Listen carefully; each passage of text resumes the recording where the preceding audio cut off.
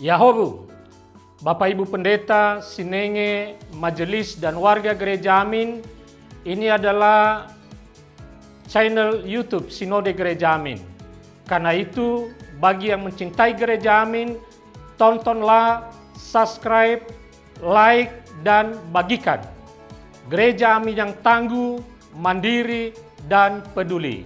Tuhan Yesus memberkati.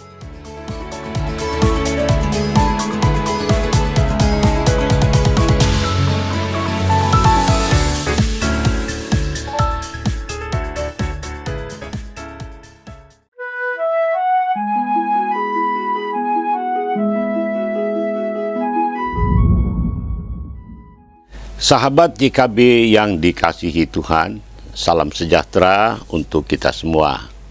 Senang dapat kembali menyapa saudara lewat acara Wasiat Kekal berupa renungan firman Tuhan yang memandu kehidupan kita.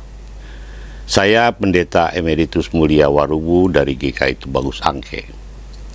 Renungan kita hari ini, Rabu 3 Juni 2026, ditulis oleh Pendeta Sri Agus Patnaningsih dari GKI Residen Sudirman, Surabaya, dengan judul Penolong yang Setia, yang didasarkan pada Injil Yohanes pasal 14 ayat 25 sampai dengan ayat 26, dan yang akan menjadi pusat perenungan kita adalah Yohanes 14 ayat 26.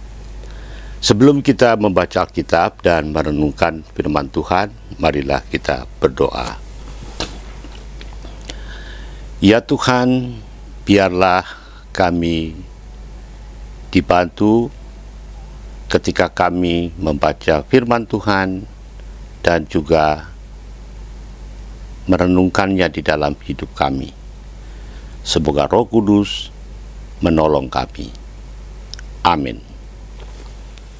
Sahabat yang dikasihi Tuhan, saya akan membacakan untuk kita semua Injil Yohanes pasal 14 ayat 26. Demikian. Namun, penolong yaitu Roh Kudus yang akan diutus oleh Bapa di dalam namaku, dialah yang akan mengajarkan segala sesuatu kepadamu dan mengingatkan kamu akan semua yang telah kukatakan kepadamu. Sahabat yang dikasihi Tuhan, seorang pendaki tersesat di tengah kabut gunung. GPS rusak, peta hilang. Ia hampir putus asa hingga muncullah seorang pemandu lokal yang mengenal medan. Dengan sabar, si pemandu menunjukkan jalan. Tanpa banyak kata, ia menjadi penolong yang setia sampai ke tempat yang aman. Saudara-saudara, Yesus tahu bahwa para murid akan menghadapi ketakutan, kehilangan, dan kekacauan saat ia pergi.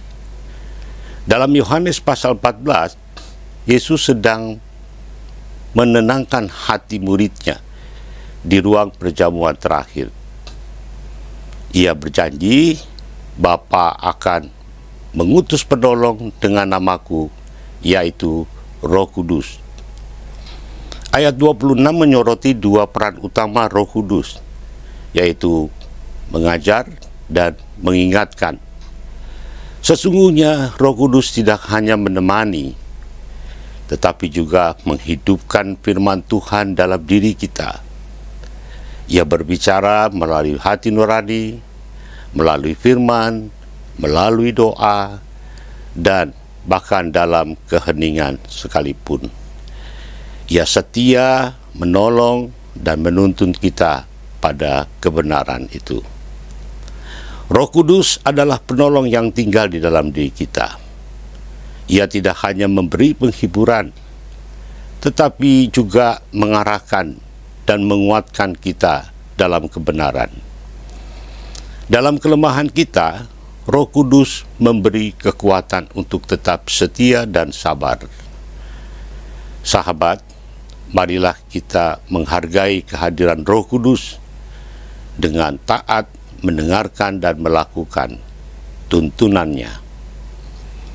Pada saat bimbingannya, jangan terburu-buru mengambil keputusan. Berdoalah dan dengarkan bimbingan Roh Kudus. Di dunia yang penuh aneka macam suara ini, marilah kita belajar mendengar dan menaati suara Roh Kudus. Itulah jalan damai yang sejati. Mari kita bersama-sama berdoa. Ya Roh Kudus, sertai kami, tuntun kami, bahkan berikanlah petunjuk jalan yang benar, agar kami boleh tetap setia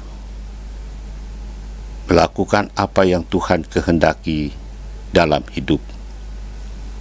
Mampukan kami untuk tetap taat pada suara Tuhan melalui Roh Kudus yang hidup dan tinggal di dalam hidup kami. Terima kasih, terpujilah namamu ya Kristus, firman yang hidup. Amin. Sahabat YKB, demikian renungan kita hari ini. Sahabat dapat memanfaatkan media cetak, renungan harian, dan juga program audio visual lainnya dari YKB Media Ministry dengan mengakses website terbaru YKB di www.ykb-media.org. Jangan lupa subscribe dan bagikan renungan ini kepada sebanyak mungkin orang. Tuhan memberkati.